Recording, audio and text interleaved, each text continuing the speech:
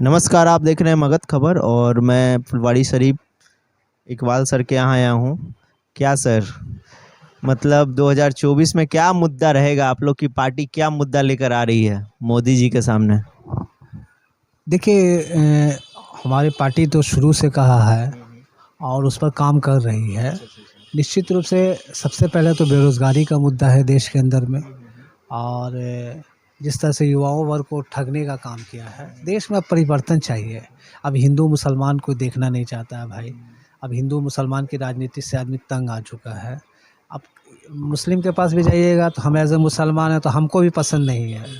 और अगर आप हिंदू हैं तो आप भी है ना, अगर ये बाइट ले रहे हैं तो मैं भी अगर हिंदू मुसलमान की बात आपसे करूँ तो आप भी तंग आ चुके हैं। सर, बेरोजगारी की बात विपक्ष उठा रहा है। मोदी सरकार ने बोला कि बेरोजगारी है कहाँ। मैंने तो सब रोजगार दे दिया, आत्मनिर्भर भारत बना दिया, मैंने बुलेट ट्रेन चला दी, मैंने जीएसटी ला दिया बिजनेसमैन के लिए। तो ये सब चीज़ों को उठा रही है सरकार। अब विपक्ष से पूछ रही है कि विपक्ष के पास कोई काम नहीं है, बेरोजगार हो गई है विपक्ष। देखिए जीएसटी से फ़ायदा किसको पहुंचा ये हमको बता दे। दूसरी बात कि बुलेट ट्रेन से किसको फ़ायदा पहुंचा, बुलेट ट्रेन पर चढ़ रहा कौन। थोड़ा दानापुर स्टेशन चले जाइए, जनसाधारण में देख लीजिए, टोटल गाड़ी में देख लीजिए कैसे लोग हैं चढ़ते हैं। कभी स्टेशन पर जाके रिपोर्टिंग कीजिए ना। हम लोग तो आम जैसे लोग बोलिएगा तो पॉलिटिकल बात करेंगे तो लोग कहेगा, जनता कहेगा कि इन लोग तो हमेशा है ना जो सरकार को है ना कटघरे में खड़ा।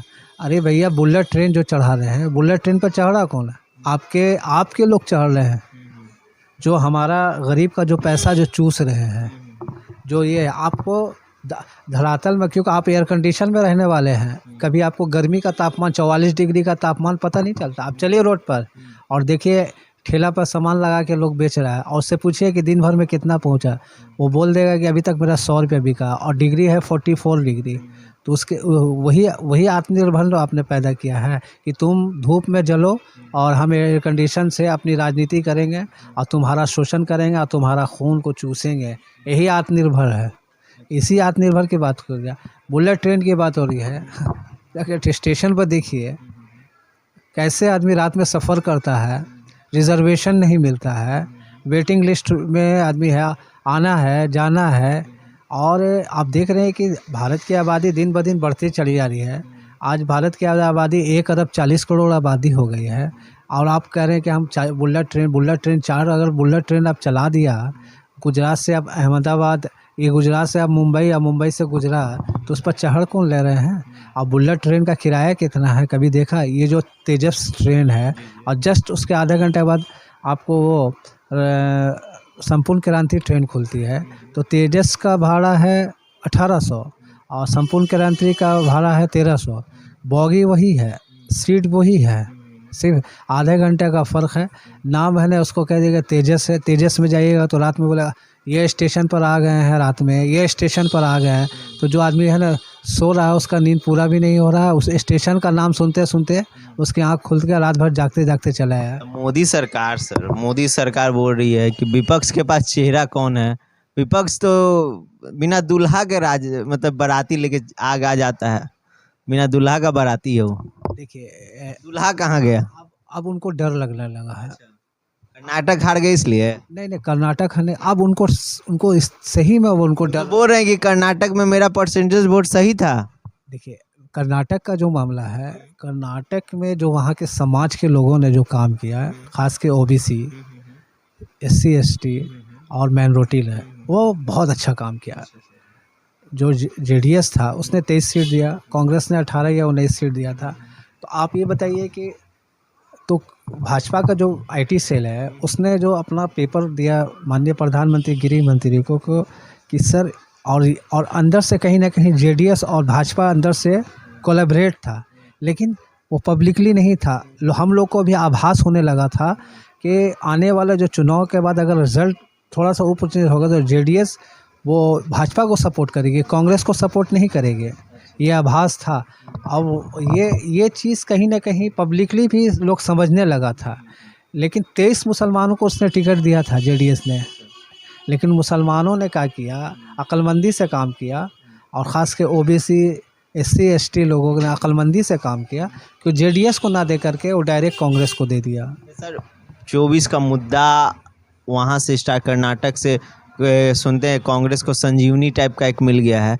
तो एक बात बताइए, 2024 में बिहार में सब इम्पैक्ट रहेंगे ना? नीतीश कुमार जी कहीं जाएंगे नहीं ना? नहीं कहीं जाने वाले हैं? एक्चुअली अब नीतीश कुमार जी को भी अब समझ में आ गया है। अब भले ये हम नहीं कह सकते हैं शुभम जी कि कहीं ED का है ना पिटारा खुल गया और कुछ जो भाजपा का जो जीन है, जैसे हमारे एक वक्त में लालू जी कहते थे ना कि पूछा जाता था कि लालू जी आप चुनाव जीत रहे हैं, बोले कि निश्चित रूप से मैं जीत रहा हूँ, मेरा जीन खुलेगा। अच्छा, मेरा जीन है, कहते थे कि नहीं कहता आप? भाजपा का भी जीन है। एक मिनट, तो जीन था तो लोग अचंभे होता था कि क्या चीज़ जीन है। तो जब चुनाव ख़त्म हुआ तो चुनाव जब काउंटिंग हुआ तो बताया कि राष्ट्रीय जनता दल ने इतना सीट लेकर के आ गया। तो वो जीन कौन था? दलित, महादलित, कहार, लोहार, समझ गए?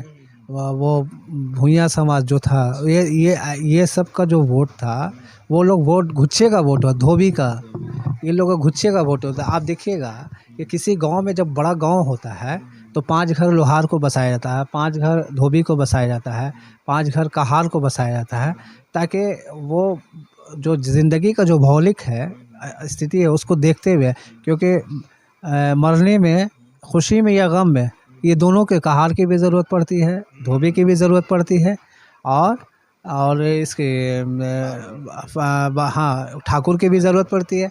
तो ये सब गुच्छे में 5-5 घर, 5-5 घर होगा। और वहाँ 5 घर है तो अगर 5 परिवार है तो वहाँ हो गया 30 ठो 35 ठो, तो उस पर तो किसी का ध्यान नहीं रहता था, लेकिन लालू जी की ध्यान हमेशा उस पर रहती थी। नीतीश कुमार जी घसा कर रहे हैं कि नहीं 24 में, ये बताइए ना हमको। नहीं, हमको तो अभी तो ऐसा नहीं लग रहा है कि घसकेंगे, क्योंकि जिस तरह से अभी जो चल रहे हैं, और माननीय लालू प्रसाद यादव जी, ये सब समझिए कि प्राकृतिक है। नीतीश कुमार जी को लीड करने के लिए दे दिया गया है। वो जाते हैं मुंबई, तो जाते हैं बंगाल, तो यूपी, तो यहाँ सम्राट चौधरी जी बोल रहे हैं कि बिहार समझ नहीं रहा है, इधर उधर घूम रहे हैं। देखिए सम्राट चौधरी जी क्या बोलेंगे? सम्राट चौधरी जी बोले कि 24 चौधरी जी को हम भी बहुत अच्छे से जानते हैं, हमारे भी मित्र रहे हैं जब राष्ट्रीय जनता दल में थे, और लालू 10 नंबर हम भी जाया करते थे, उनको मान सम्मान बहुत मिलता था। और दूसरी बात है कि फिर वो JDU में चले गए, JDU में भी है ना नीतीश कुमार ने जो सम्मान दिया, अब उनको पता नहीं मुंगेरी लाल का हसीन सपना दिखा दिया गया, समझ गए? तो महाराज 25 के CM के फेस हैं जी, आप ऐसे बोल रहे हो? नहीं, वो मुंगेरी लाल का उनको हसीन सपना दिखा दिया गया। और उसके बाद जैसे है ना, कभी कभी आदमी सोचता है ना कि मेरे पास पैसा नहीं है, तो उसके लिए सबसे अच्छा है कि रात में जाइए, सोइए तकिया पर, आँख बंद कर करके सोचिए। तो आँख बंद कीजिएगा तो पूरा दुनिया आपका, फिर आँख खोलिएगा तो कह रहे हम तो वहीं पर आके खड़े हुए हैं, समझ गए? तो अभी भाजपा को कोई चेहरा मिल नहीं रहा था, लेकिन पगड़ी उड़ी बांध के दम तैयार हो रहते हैं। अगर बोलते हैं कि अरे नीतीश जी को अभी उखाड़ के फेंक, मिट्टी में मिला देंगे, बोलते हैं कि नीतीश कुमार चाणक्य, मिट्टी में मिला देंगे, बोल रहे हैं ना? नीतीश कुमार चाणक्य हैं। अच्छा, और हाँ चाणक्य है। और नीतीश कुमार, माननीय लालू प्रसाद यादव जी, स्वर्गीय रामविलास पासवान जी, स्वर्गीय आपको शरद यादव जी, ये सब धरती पुत्र हैं, ये सब ज़मीनी आदमी हैं। ये सब आप देखिए बहुत कम बोलते हैं नीतीश कुमार। सर चाणक्य की बात बोलते हैं तो लोग बोलता है कि चाणक्य तो एक ही हैं, उनका नाम आप भी जानते हैं, गृह मंत्री अमित शाह।